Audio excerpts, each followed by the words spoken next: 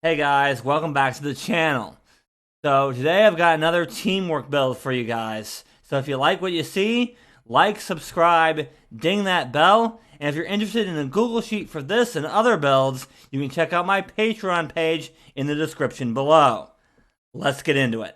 So as some of you may know, I covered the Ghost and the Ghoul archetypes in my last video. And while I do have a build in mind for the Ghost archetype, I think the Ghoul archetype is much better. So I'm going to start with that one. The Ghoul archetype has a lot of good feats that debuff the enemy whenever you hit with the Ghoul Unarmed attacks. So we want to hit and crit with those as much as possible. And of course, the best class to do that with is the Fighter. And for our ancestry and heritage, we're going half-orc. Humans will always be the best teamwork ancestry. But we're also going to need some orc feats to help us with our unarmed attacks and help us stay up. For today's background, I thought it'd be a good idea to start covering rare backgrounds from the Book of the Dead. So we're going with Tombborn. This will give us Dexterity or Constitution and then a free boost of our choice. Our Ghoul Unarmed attacks are going to be finesse weapons, so we want Dex here. Don't worry, our strength is going to be decently high as well. This background will also give us the Undead Lore skill and the Final Spite reaction. Once per day, when we're reduced to 0 hit points, we can make a strike before falling unconscious. This will save us a feat later on. Our starting stats for this build should be Strength 14, Dexterity 18, Constitution 12, Intelligence 10, Wisdom 12, and Charisma 12. So at first level, of course, we gotta talk about our class feat and our ancestry feats. For our class feat, this is one of the few fighter builds where I do think sudden charge is the way to go. This will allow us to stride twice and make an attack for 2 actions. We're going to be taking a feat from our Ghoul archetype later that's really going to help us when we crit. So the more we can attack, the better. Then for our ancestry feat, we want to take Orc Ferocity. Once per day, when we will be reduced to 0 hit points but not immediately killed, we can use a reaction to stay at 1 hit point. However, our wounded condition does still increase by 1. We're going to be right up in there attacking with our claws and our jaws, so we might as well be able to stay up for longer.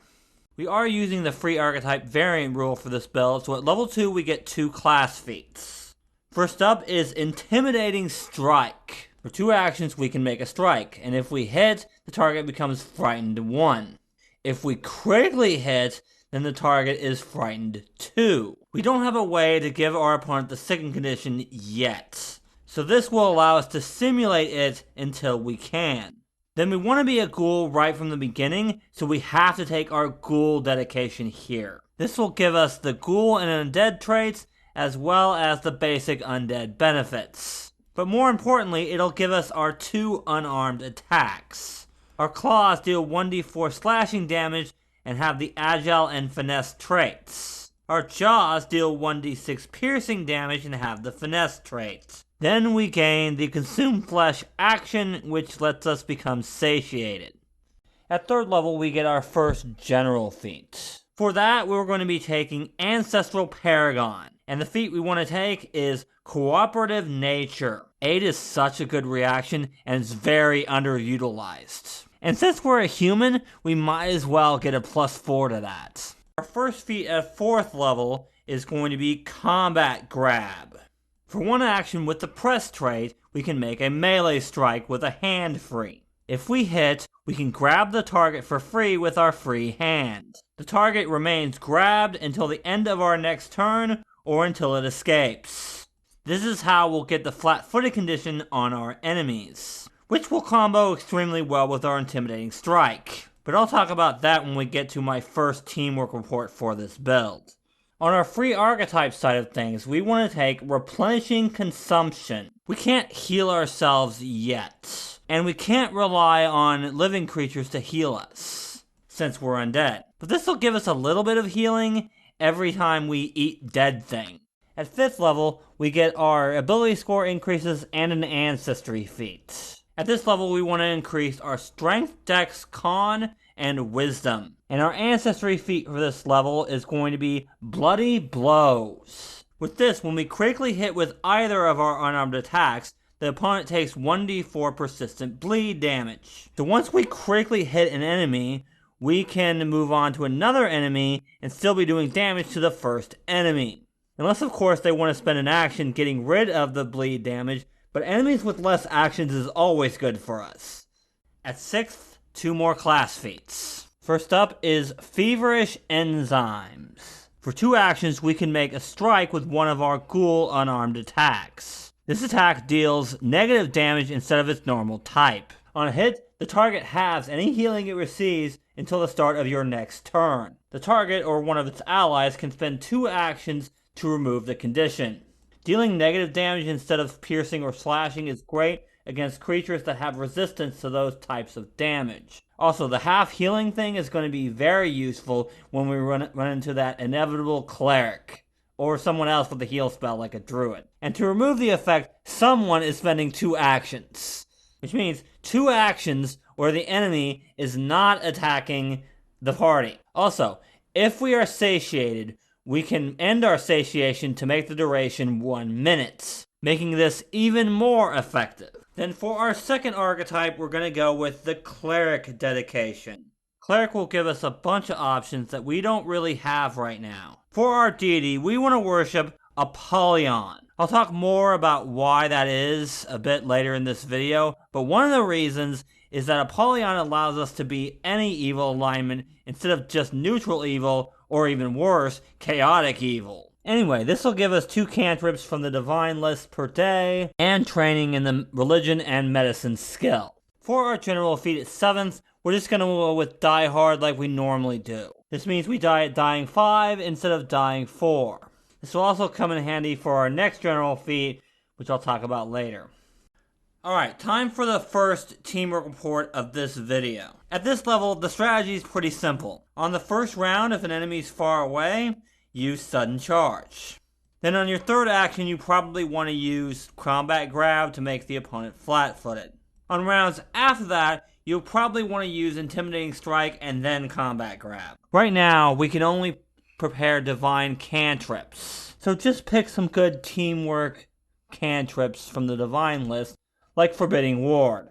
If we can frighten them and combat grab them, then effectively we are giving our allies a +4 to hit our enemies. Which, even if they're just trained in the weapon they're using, that's still effectively master proficiency in their weapon. And keep in mind, some classes have expert in weapons by this point.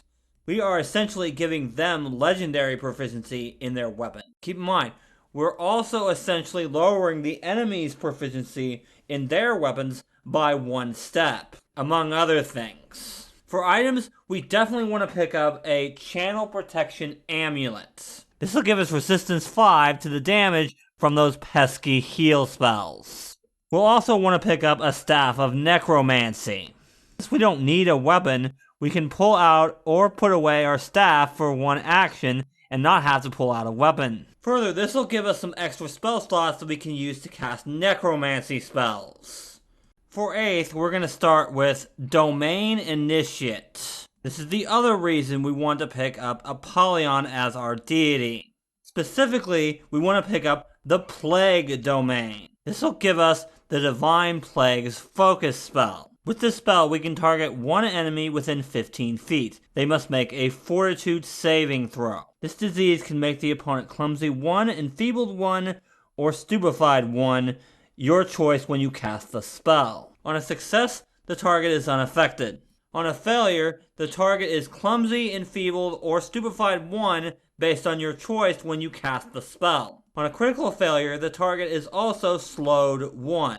If the target manages to get to stage 3 of the disease, then they can't recover from the condition until the disease is cured. Also, once we can cast 5th level spells, the disease becomes virulent, and the condition chosen increases by 1. While the clumsy, feebled, and stupefied condition won't stack with the feat that we're about to take, the stupefied condition can really help against spellcasters because of that flat 5 they have to make to cast spells. Also, if they're afflicted at stage 2, they're also slowed 1. That's something that the next feat can't give us.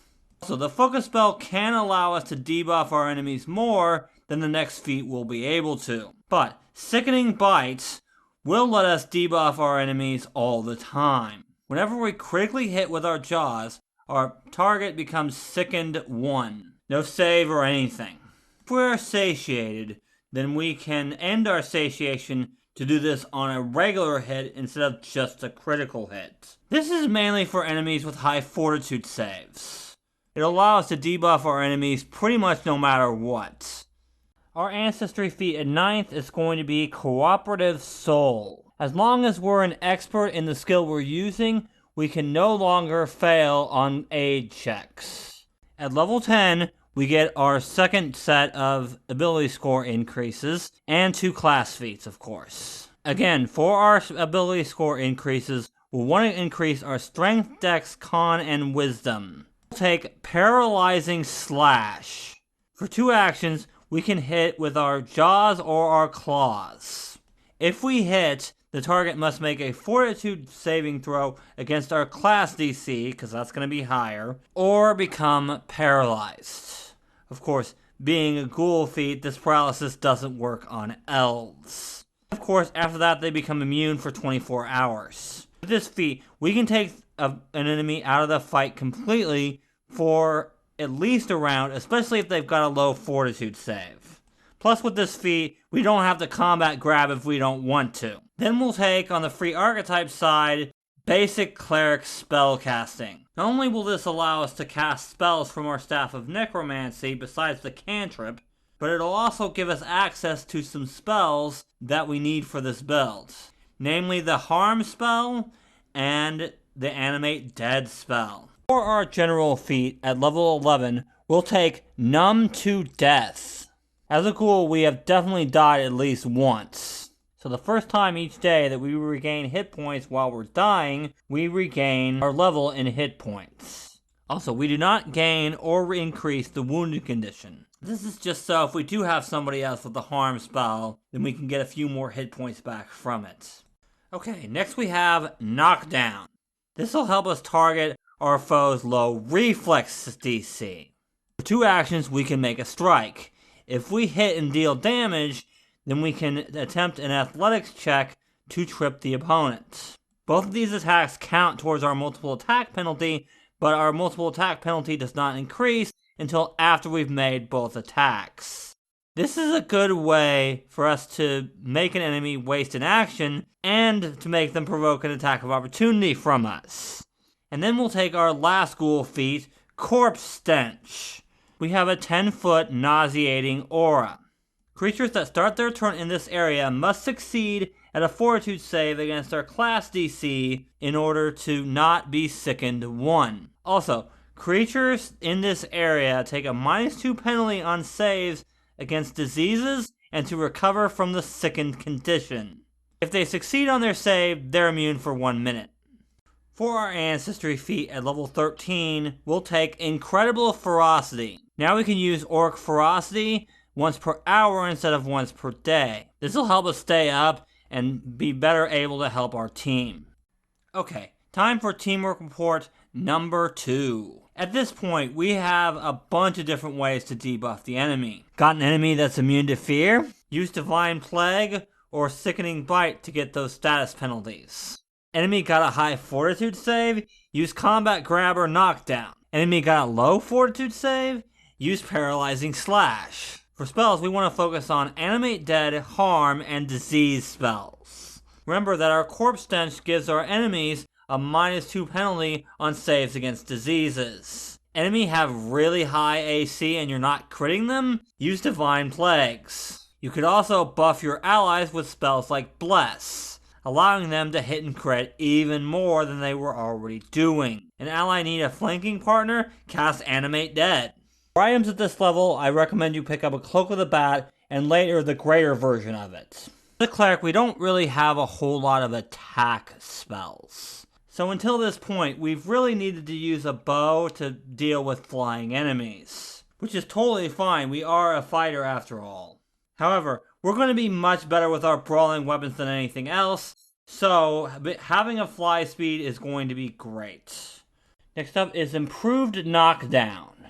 Now when we use Knockdown, if we hit, we automatically get the critical success effect of the trip action. Which means, if we want them to have to get up and provoke an attack of opportunity, we can just do it for 2 actions, as long as we hit. The critical success effect of trip allows us to do extra damage on top of that.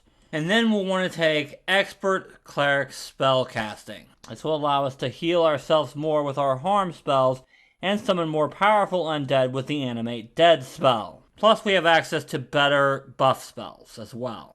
At 15th, we get our ability score increases and a general feat.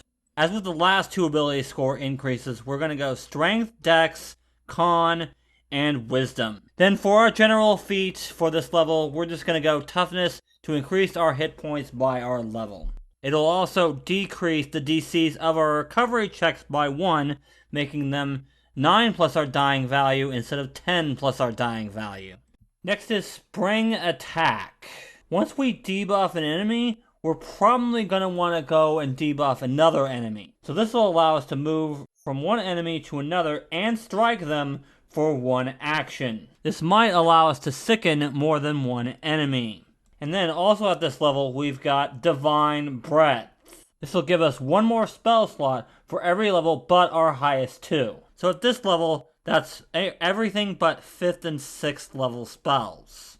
For our Ancestry feat at 17th level, we'll take Heroic Presence. This allows us to grant up to 10 willing allies within 30 feet the effects of a 6th level Zealous Conviction. So temporary hit points and a +2 status bonus on will saves against mental effects. The effect automatically ends on a target if you command them to do something that they find repugnant. This is just something that any ally can benefit from.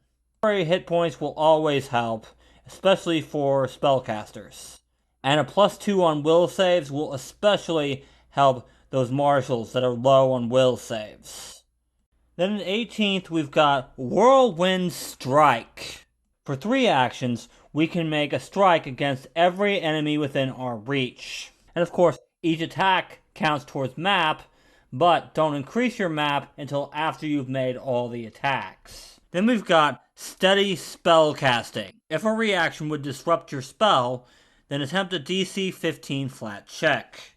If you succeed, you don't lose the spell. We're going to be right up in melee, and we definitely don't want to lose our spells when we're up there. It's a pretty high flat check, but at least we have a chance to not lose our spells. Our last general feat at level 19 is going to be Canny Acumen, and we want to pick up will saves for this.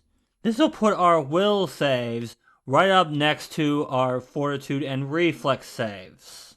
And we are going to have high wisdom, because we need it for our spells. And lastly, at level 20, we do get 2 class feats. We're going to start with an uncommon one for you guys, Sever Space. For 2 actions, we can make a strike with an 80-foot reach.